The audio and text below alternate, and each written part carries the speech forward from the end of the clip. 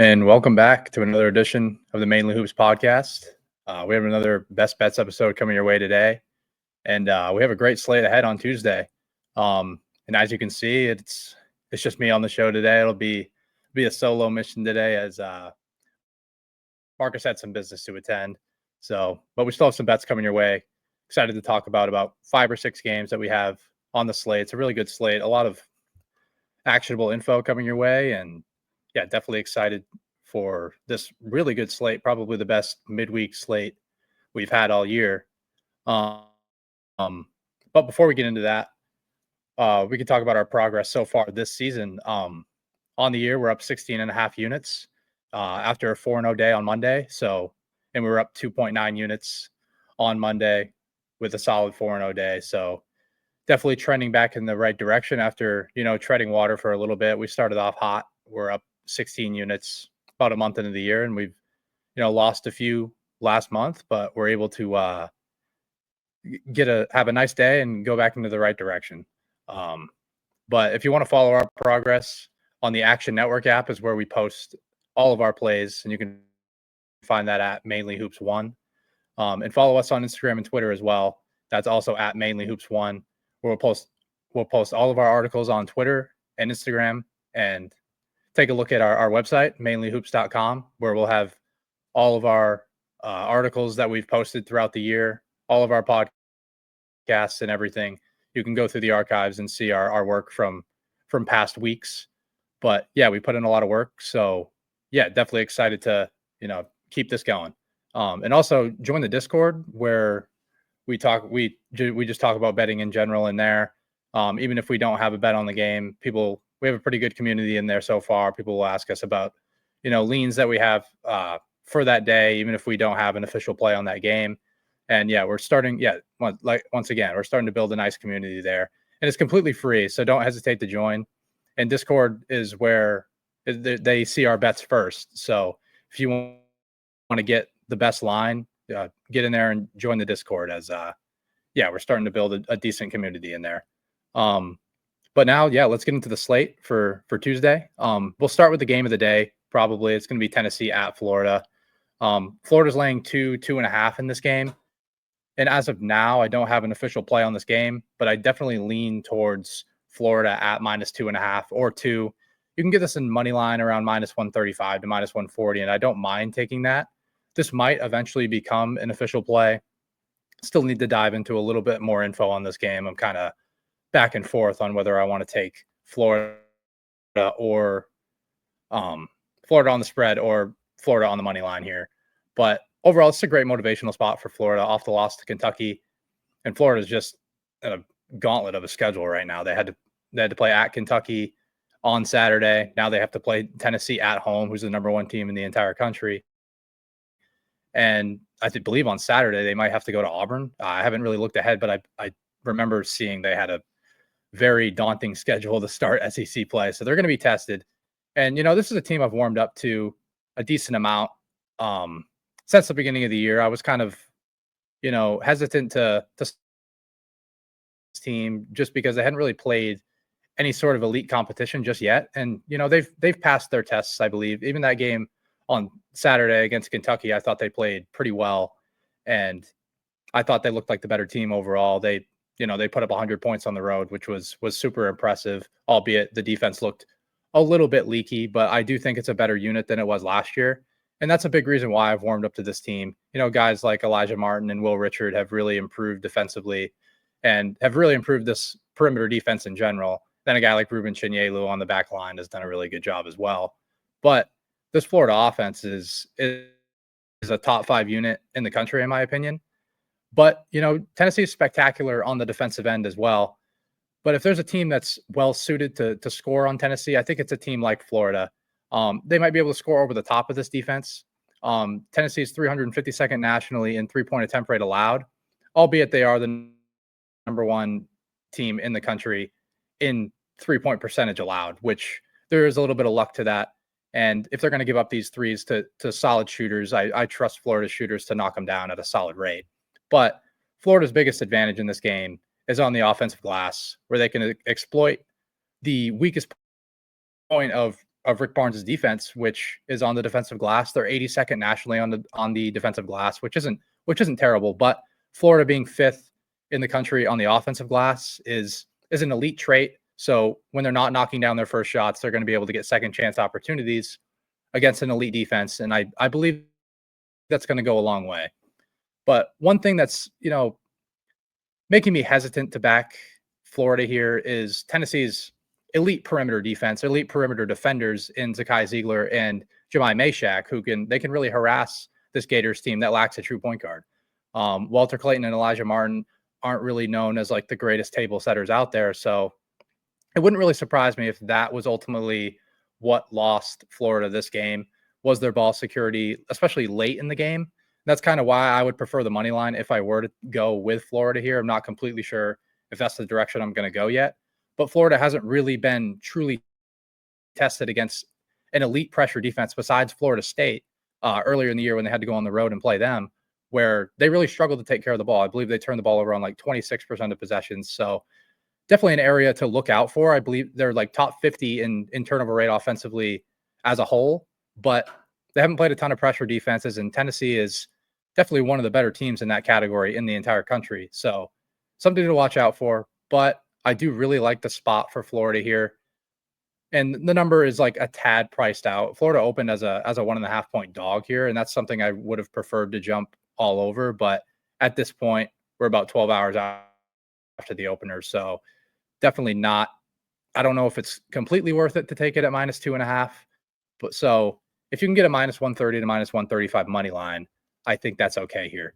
And so, yeah, that's just the game of the day that I kind of wanted to talk about, as a lot of people would want to have action on that game.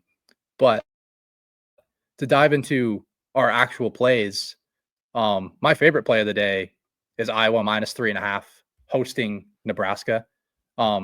This line is a bit not priced out, but the price is a bit steep at this point. It opened -1.5, kind of got steamed up, as I kind of figured it would happen. Happened to snag the -1.5, so definitely happy about that. But this is a home run spot for Iowa, as Nebraska couldn't be riding any higher off of their big wins. They haven't really had a break either. Like a lot of these other teams, pretty much every other team in the country has had a solid break, except for the teams that played in the Diamond Head Classic. So they were there, played through Christmas, then had to come home and play on the Monday after, then really only got like 4 to 5 days off before they played their next game.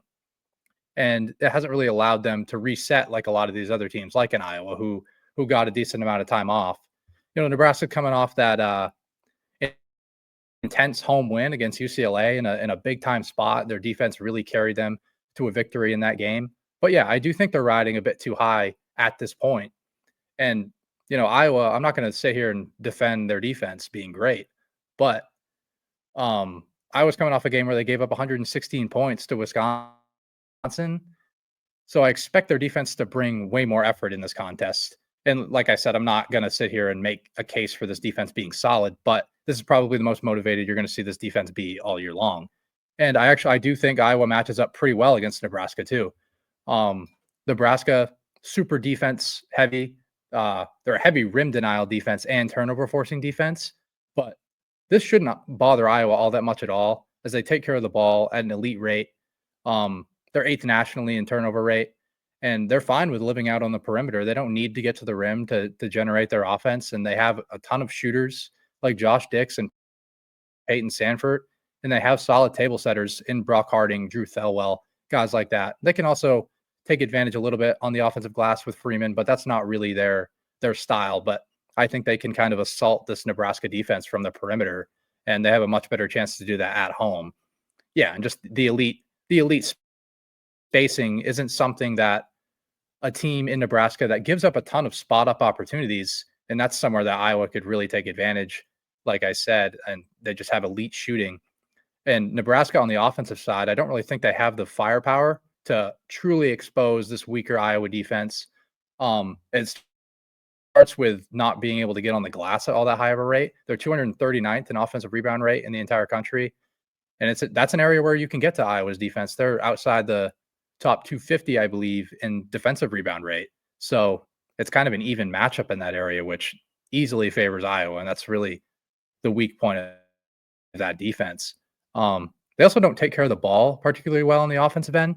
They're 158th in offensive turnover rate, and that's the strength of Iowa's defense with all the guards that they run out there, and they can kind of pressure you. And they're 49th in turnover rate forced in the entire country. So I think schematically this matches up for Iowa, and the spot really matches.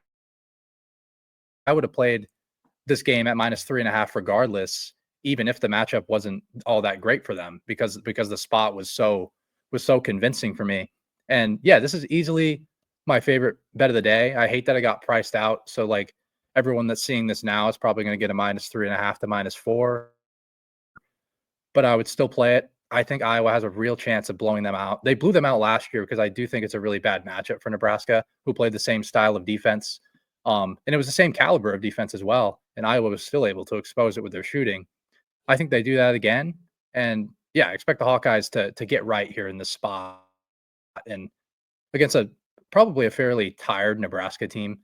So yeah, that's where we're going to go with our first bet of the day is going to be the Iowa Hawkeyes -3.5 at home. Another spot that I'd like to go to here is Mississippi State at Vanderbilt. Vanderbilt's laying 1.5 at home here, but I'm actually going to take the road dog and back the Bulldogs here. I was really surprised when this number came out. I really didn't expect them to be a dog in this matchup. Kind of had to sneak this bet in as well while my co-host wasn't here, as he's super high on the Commodores this season. But I do think that this is a pretty good sell high spot on Vanderbilt. You can really poke holes in their resume as well.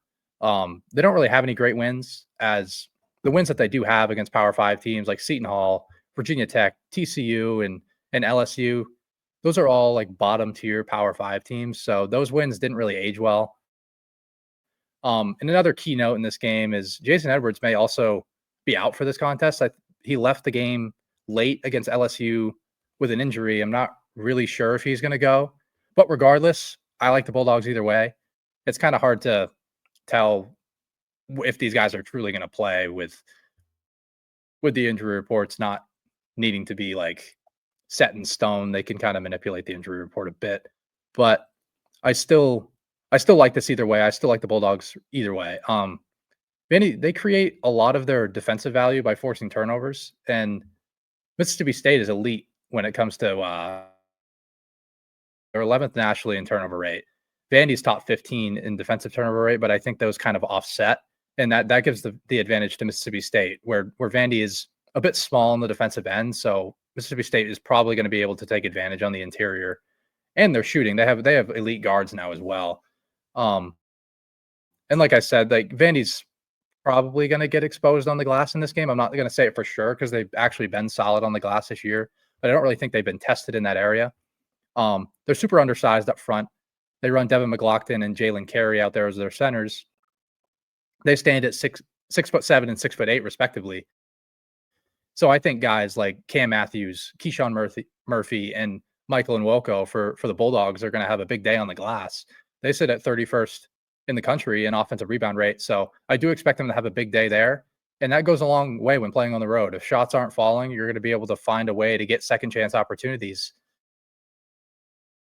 That's definitely big time on the road, as well as taking care of the ball. Like I said, I think they're going to have a ton of success there. And I'm pretty high on this Mississippi State squad in general, as you know, they're way more balanced than any Chris Jans team has ever had while he's been at Mississippi State. The defense has always been Chris Jans' calling card, but the offense has actually rated out better this season. They're set like top 20 in offensive efficiency on KenPom, as opposed to like closer to the 40 range defensively. But I do trust the floor of this defense to be high because of how good Chris Jans is as a defensive coach. And now they have a ton of offensive firepower with Claudel Harris and Riley Kugel getting added here for when they have Josh Hubbard now as well.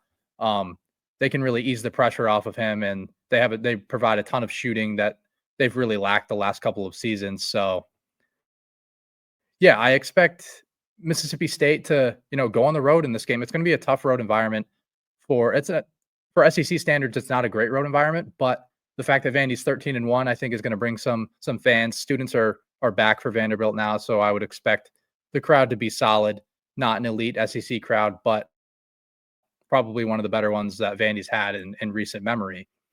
But that's not going to sway me off this game here. And I will take the Mississippi State Bulldogs plus 1.5. And if Jason Edwards gets ruled out early in the day, I mean, Mississippi State is most likely going to get moved to being a favorite in this game. Wouldn't be surprised if they were laying -1.5 or 2 by the time this game tipped off if he sits out. He's a guy that's averaging 18.5 points per game, and he's super talented and explosive. He's really made a come up from, he played JUCO a couple of years back, ended up going to North Texas, lit it up there. And yeah, he's been on the rise ever since. And now he's lighting it up for Vanderbilt. So he's definitely a big loss. But regardless, I'm going to back the Mississippi State Bulldogs here. So moving on here, the next bet that I like for tomorrow's slate is Xavier plus 1.5 at home against St. John's. Really like the home dog here. And Xavier's finally getting healthy as Zach Freemantle finally returned from injury in the last game. And he played well against Georgetown despite going down 69-63 on the road. It's definitely encouraging that he's back, because they really needed his presence, as they lack front court depth. And he really helps on the glass, which is going to be key in this game against a Johnny's team that's really, really good on the offensive glass. So definitely an edge there for Xavier. And Xavier's defense sets up pretty well against the Johnny's offense that relies on their transition game, as well as getting to the rim. And Freemantle is going to help with the rim protection in that area. Xavier's also in the 3rd percentile in transition opportunities allowed. So expect them to keep this game in the half court to a degree. They're going to have to put the ball in the basket on their own to kind of limit those transition opportunities, but they're probably going to emphasize not getting on the glass as often and getting back in transition, which is going to go a long way against the Johnny's team that's really struggling on the offensive end right now. Xavier is also 51st nationally in 2-point field goal percentage allowed, so expect them to hold their own inside the arc, and a lot of that work was without Zach Freemantle, so I would expect it to be even better, even though he's not like a world beater on the interior defensively. He's more of an offensive-minded big. It definitely goes a long way to have just a little bit more size there. Like I said, St. John's offense is reeling as of late. Its lack of floor spacing is really killing them. And the sneaky, underlying thing here is, no Brady Dunlap has been really important here. He hasn't really played a ton. He plays about 15 to 17 minutes a game when he's there, but it's just the fact that the defenses don't really need to focus on anyone on the perimeter. So teams can kind of just load up in the lane and force them to win. And St. John's can't really do that right now. They went 1 for 21 in their last game against Butler, albeit it was an 8-point win, but they weren't able to cover. They've kind of struggled in their last two, only scored 56 against Creighton. So it's definitely easy to say that their offense is not really in a good spot right now. And I kind of expect Xavier to take advantage. And Xavier on the offensive end can also, I think they can beat St. John's over the top. St. John's prefers to take away the rim, and they'll give up spot up opportunities at a fairly high rate. So I do expect shooters like Ryan Conwell, Marcus Foster, and Dante Maddox to really take advantage in this game. They have plenty of weapons that they can go to on the perimeter that I can pretty much expect to expose the St. John's defense to a degree, albeit it is a really good defense. It's a really good turnover forcing defense as well. But Xavier does take care of the ball at a decent rate. That would be the area I would be a little bit concerned about, but I do think Xavier has enough guards to be okay in that area. And like I said, I like the discounted price we're getting with the Musketeers here. They're finally getting healthy, and they're going to be super motivated off the loss. They need to pick up some marquee wins, and this win would go a long way against a team that could be considered a top 3 team in the Big East in St. John's. So, yeah, we're going to back the Xavier Musketeers at home in a big spot, plus 1.5. And moving on to our next game here, it'll be Clemson at Louisville. Louisville's laying 4.5. Personally, I think this is a pretty crazy number, as I would have this marked as closer to a pick. So I really like Clemson here in this spot. The market's kind of loved Louisville all year, and I kind of did too early on in the season, but they've shown real cracks in their armor, and especially on the defensive end, as their defense has regressed a ton from the beginning of the year. Since the loss of Kason Pryor, who's out for the year with a torn ACL, their turnover rate defensively has gone way down, and their 2-point field goal percentage against has gone way up, which those are two areas that can't really regress, especially against power teams, or else you're kind of going to get carved up. And I do expect Clemson to have a ton of success in this game. And I really don't love their offense, as they're really 3-point reliant, and I don't think they have all that great of shooters. They're shooting around 30% this year, and people say they're kind of due for regression, but I wouldn't really be surprised if they stayed at their current number of 30%. Like, Chucky Hepburn's a fine shooter. Like, Rain Smith is obviously their best shooter on this team, and he's at a solid number. He's shooting in the 38 to 40 range right now. The guys like Chucky Hepburn, Terrence Edwards, Noah Waterman, who's taking a ton of threes, and he's shooting like 27%, which is basically what he is in my eyes. Like, they just don't really have shooters that move the needle or really fit this offense super, super well. And they turn the ball over themselves, and I think Clemson could really take advantage of that. They're a top 50 turnover forcing rate in the entire country, so they might actually win the turnover battle for a Louisville team that really creates their value on the defensive end through, steals and runouts. So Clemson is also just rock solid on both ends of the floor, and I think they're just a flat out better team in my opinion, which makes this -4.5 line kind of crazy. Like, it would make a little bit more sense if this sat at like Louisville -2, which that would still indicate that Clemson's the better team, as you're going to give about 3 to 3.5 points for power conference home court. But the line got pushed up to 4.5, and I really don't anticipate it going much further. Is the best buy spot if you're waiting on a better number for Clemson. I don't really think you're going to get it. If it got to 5.5, I would be very surprised. It's something I already placed myself. I got a 4 and it jumped up to 4.5, which was a bit surprising. So yeah, I'll back Clemson in this spot. I trust Chase Hunter and Ian Shefflin as probably being the best two players on the floor. And I think they can win this game outright. I would have them, yeah, like I said, I'd have this game at a pick, or even Clemson favored wouldn't even surprise me at all. So I'm definitely going to be taking Clemson plus the 4.5, whatever you can get. And yeah, that's it for the absolute bets that I'm going to make for tomorrow. There's one that's a bit injury dependent here, and that's in the Michigan UCLA game. And I won't spend a ton of time here because Eric Daly needs to be in the lineup for UCLA for me to make this bet. But I do like UCLA laying 3 and in a bounce back spot here.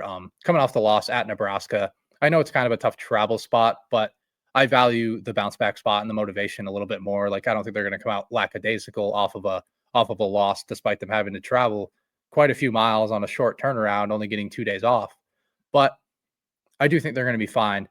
And if you want to know what the deal is with Eric Daly's injury, make sure to check Twitter for updates. Twitter typically is an outlet for me to check injuries, and a website to check out is rotowire.com. They do a really nice job of updating injuries fairly quick.